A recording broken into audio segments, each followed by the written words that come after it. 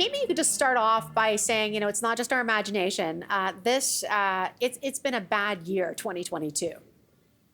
And hello, Kim. It's wonderful to be here. I like to even try to put it even into some context that I think sometimes when we talk about markets, in bear markets and bull markets, it lost in translation almost a little bit is that typically people have their money invested in their portfolio and think about it in portfolio terms, and I think that's one of the things that makes this year so challenging and difficult is that folks build investment portfolios and want to build and really follow a principle of being diversified, and this has been as a tough a year in recent memory for even a diversified investor on record.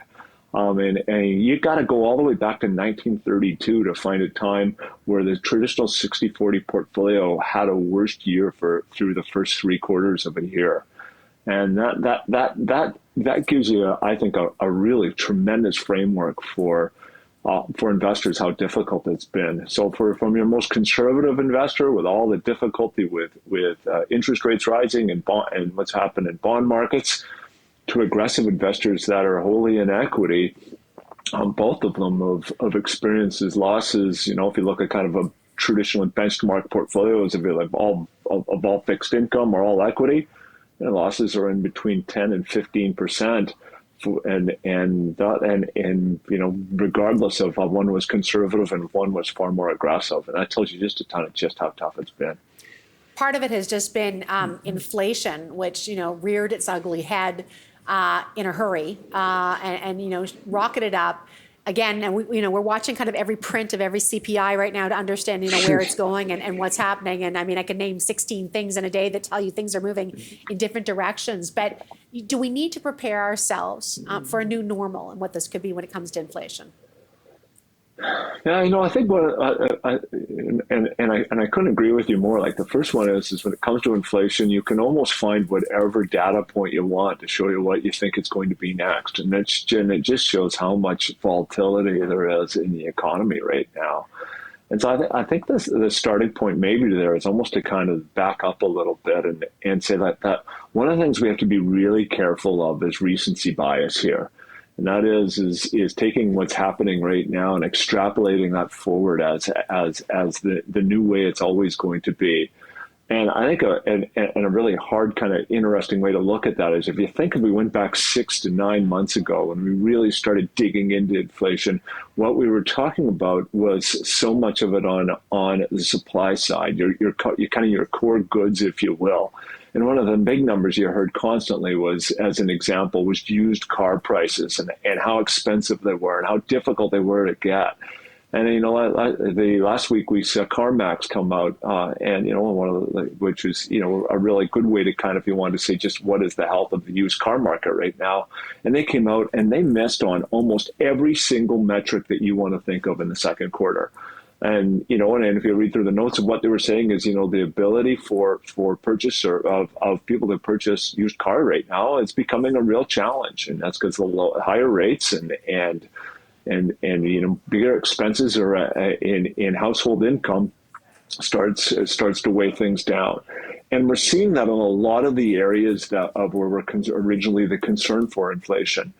And then you kind of fast forward to where we are today, and one of the big ones we're talking about is rent, and rent has a dramatic impact on inflation. But one of the things I think you also got to be careful of how some of these things are measured. And one of the things where the Federal Reserve Board does was to get to that CPI number and that rental component in it is they actually phone and they ask people, well, hey, if you were going to rent your house, would you rent it more for tomorrow than you would for today? And you got to be careful. For us, one of our key tenets in our philosophy is to embrace human behavior. And people in their day-to-day lives will see that prices are going up. Prices are going up. So, of course, if you ask them if you're going to rent your house, you're going to say, yeah, I would. Of course, I'd raise the amount of rent I would pay if I could. But if we go out and we look at the Zillow Index, and Zillow Index actually goes out, and it actually looks at the rental listings and what the trends are there. And those trends are starting to slow down, and they're actually starting to soften now. And my point with all of that is that there's a lot we're going to have to work through with these inflation numbers, but I think we have to be really cautious on taking the immediate where we are today and saying, let's extrapolate that forward. And because that as we start to go through the next year or so, we're going to see a lot different scenario here, and that we're going to see a lot of this really slow down. And we may be on the other side of inflation a year from now, where we're talking about how do we get things going again? Yeah. And I think we got to be careful there. I've only got about a minute here, Brad, but I love the fact you told me we're not going to extrapolate, but I'm going to ask you to extrapolate and tell me what you actually see moving ahead. And I think, when you think about monetary policy is backward looking. I mean, they're reacting to data that already happened aggressively. But to your point, we could fall into something that we'll be wishing for some inflation a little while to kind of kick things up again. So, do you have a sense of recession, hard, soft landing, what you kind of see over the next 18 months? Yeah, a couple things. First and foremost is that I would say that I think a reasonable thing to do would be to expect a recession. And then the second part is, and there was a piece that our chief economist, Beata Crency, put out a couple of days ago saying, that's a natural course of the business cycle. And I think we have to start reminding ourselves not to be so afraid of this, that this is part of how the cycle works. It's how we price things, and it really sets up asset prices in a good way as we go forward. But in the meantime, you have to think about it is that the potential for a harder landing, the market certainly has been trading like it's expecting it to be so. And I think you have to think about it in those terms is that's what the central banks want to see. They actually want to see that there is this concern and see the market starting reacting that way.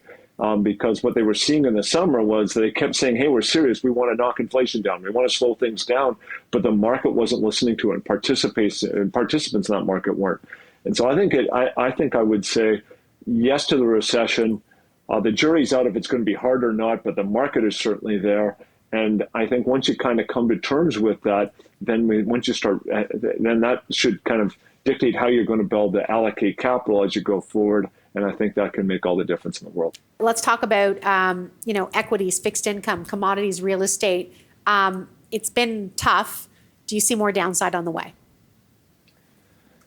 I think the real starting point for equities would be that stocks won't bottom until yields top, and so once you've seen a new trend for the 10-year Treasury in the U.S. to stop going up, and I mean that over more than over a few days, which we pretty short-term swings right now. That's going to be your kind of starting point. One of the things that happens in a bear market is that bear markets ultimately break people that say I can keep buying every time it goes down, and once it kind of breaks that's usually you're at that kind of sign. So I think for equities, we would look at it like this: is that I think the next move here is that is just look at what companies are going to do.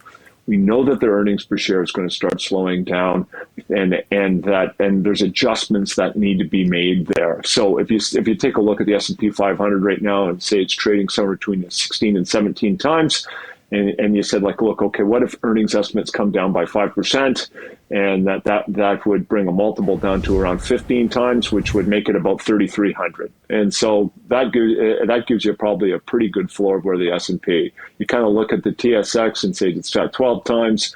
You take that sort of 5% off earnings per share estimates going forward. You take a point off, that takes the TSX down to somewhere around 16.8. And that gives you kind of what your base is for North American equity markets anyways. And I think in a market like this, it's good to kind of know what you think what your downside is. It certainly is. And again, we got the charts up while you were talking, and those lines go below the bottom of the floor where the charts are right now. So it lets people know what they need to be expecting. If you could just quickly, maybe just from a commodities and real estate standpoint, I mean, anything that, we should be thinking there. I mean, on the one hand, with less demand, commodity prices tend to go down, and then you get OPEC doing what it does, and that tends to push oil up. So there's lots going on. Yeah, I love. Have you kind of read some of the OPEC stuff today? They said, well, they're going to cut down production because they want to help hold the price high, so that they can help sort of a greater infrastructure build down the road. I had to see the humor in that a little bit. Look, the bottom line is that in kind of the market terms today is indeed you're seeing commodities falling off because of you're working to slow the economy down. That should occur. But all the constraints that were there in the actual capacity level is still there. And so for us, we think that's still a real intrinsic part of your portfolio. While the short-term trading of it is going to be pretty volatile, we still think that makes a lot of sense in portfolios over the mid and long term for sure. And I mean, if we look over at real estate, I think that's, real estate is a really good one to watch for two reasons. One, on this kind of the question on inflation is that the two things to watch where this economy is going to go from here is labor on one side and housing on the other.